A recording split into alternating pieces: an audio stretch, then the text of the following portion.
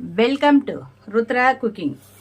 டேஸ்டான சுவையான சூப்பரான ஆப்பம் எப்படி சேர்த்து நம்ம பார்க்க போகிறோம். வீடியோக்குள்ளே போகிறதுக்கு முன்னாடி நம்ம சேனலை மறக்காமல் சப்ஸ்கிரைப் பண்ணுங்கள், சமையல் பண்ணுங்கள். ரொம்ப ரொம்ப சந்தோஷமாக இருங்க. இந்த வீடியோ முழுதும் பார்த்துட்டு உங்களுக்கு பிடிச்சிருந்தா உங்களை ஃபேமிலி அண்டு ஃப்ரெண்ட்ஸுக்கு ஷேர் பண்ணுங்கள். இப்போ நம்ம வீடியோக்குள்ளே போகலாம் வாங்க.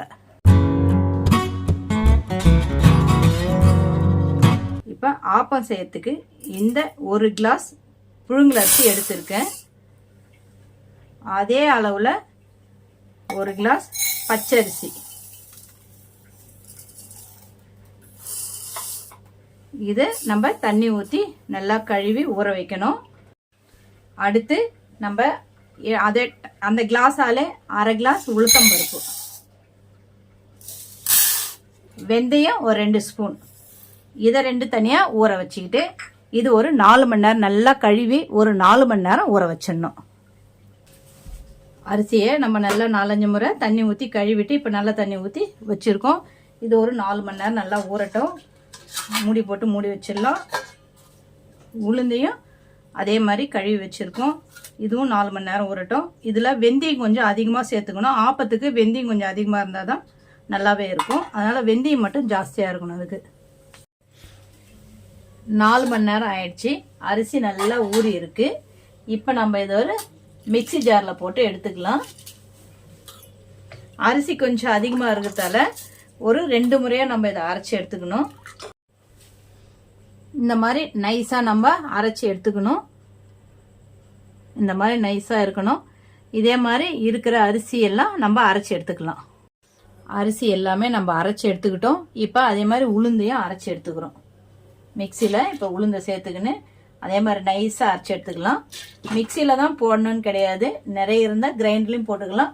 நான் கொஞ்சமாக போட்டுக்கிறதால மிக்சியில் எடுத்துக்கிறேன். இந்த மாதிரி உளுந்தையும் அரைச்சி அது கூட நம்ம சேர்த்துக்கலாம். இப்போ நம்ம உளுந்தையும் எல்லாமே அரைச்சி இதில் சேர்த்துக்கிட்டு 2மே நல்லா கலந்து விட்டுக்கலாம். வெந்தயம் அதிகமாக போட்டதால தான் உளுந்து வந்து அந்த கலரில் இருக்குது. இது 10லிருந்து 12 மணி நேரம் நல்லாவே இது புளிச்சு வர்றதுக்கு இது அப்படியே நம்ம மூடி வச்சிடலாம். நம்ம இப்போ ஆப்பம் செய்யறதுக்கு தேங்காய் பால் ரெடி பண்ணிக்கலாம். அதற்கு நான் தேங்காய் வந்து பொடி பொடியாக கட் பண்ணி வச்சுருக்கேன். இதை நம்ம ஒரு மிக்சி ஜாரில் எடுத்துக்கிட்டு இதை நல்லா அரைச்சி தேங்காய் பால் ரெடி பண்ணிடலாம். ஆப்பத்துக்கு தேங்காய் பால் எப்பவுமே ரொம்ப நல்லா இருக்கும். எல்லா தேங்காயும் அரைச்சி இந்த பாருங்க இந்த மாதிரி பால் ரெடி பண்ணிட்டோம். ஆப்பத்துக்கு தேங்காய் பால் ரெடி ஆயிடுச்சு. இப்போ தேங்காய் பால் ரெடி ஆயிடுச்சு. அதுக்கு தேவையான அளவு நம்ம சுகர் சேர்த்துக்கணும். உங்களுக்கு தேவையான அளவு இனிப்பு சேர்த்துக்கோங்க. சேர்த்து கொஞ்சம் நல்லா கலந்து விட்டுக்கோங்க. மாவு அரைச்சி வச்சு 12 மணி நேரம் ஆயிடுச்சு. இப்போ நம்ம மாவு திறந்து பார்க்கலாம். பாருங்க சூப்பராக புளிச்சு வந்திருக்கு.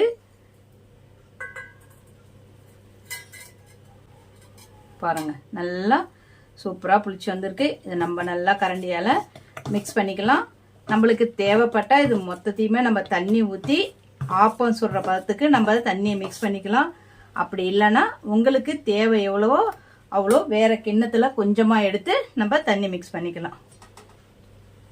மீதி மாவை ஃப்ரிட்ஜில் அப்படியே வச்சுட்டா நீங்கள் மறுநாள் கூட ஆப்பம் ஊற்றிக்கலாம்.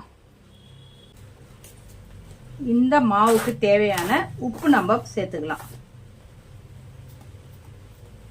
நம்ம உப்பு போட்டோம். அதுக்கு தேவையான அளவு தண்ணி ஊற்றி கலந்து விட்டுக்கலாம். தோசை மாவை விட இது இன்னும் கொஞ்சம் தண்ணியாக தான் இருக்கணும். ஆப்ப மாவு அந்த அளவுக்கு நம்ம பதமாக இதை கலந்து விட்டுக்கலாம். பாருங்க இப்படி தான் இருக்கணும். நம்ம எடுத்து ஆப்பச்சட்டியில் ஊற்றி நம்ம நல்லா சுற்றி விட்டால் சரியாக ஆப்பம் வரணும். நான் ஆப்பக்கடாய் வச்சிருக்கேன். சூடாயிடுச்சு. இதெல்லாம் மாவு ஊற்றிக்கலாம்.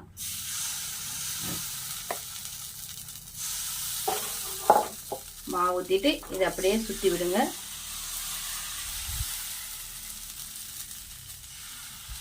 சுற்றி கொஞ்சம் லைட்டாக எண்ணெய் விட்டுக்கலாம். மூடி வச்சுட்டு ஒரு 2 நிமிஷம். இப்போ நம்ம திறந்து பார்க்கலாம்.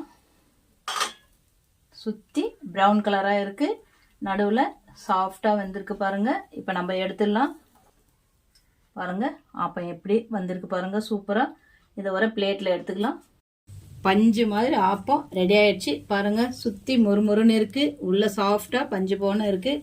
இதுக்கு தேங்காய் பால் சைட் டிஷ் ரொம்ப நல்லா இருக்கும். இதை தொட்டுக்குன்னு சாப்பிட்டா அவ்வளோ சூப்பராக சுவையாக இருக்கும். நீங்களும் இதை வீட்டில் ட்ரை பண்ணி பாருங்கள். நம்ம சேனலை மறக்காமல் சப்ஸ்கிரைப் பண்ணுங்கள், சமையல் பண்ணுங்கள். ரொம்ப ரொம்ப சந்தோஷமாக இருங்க.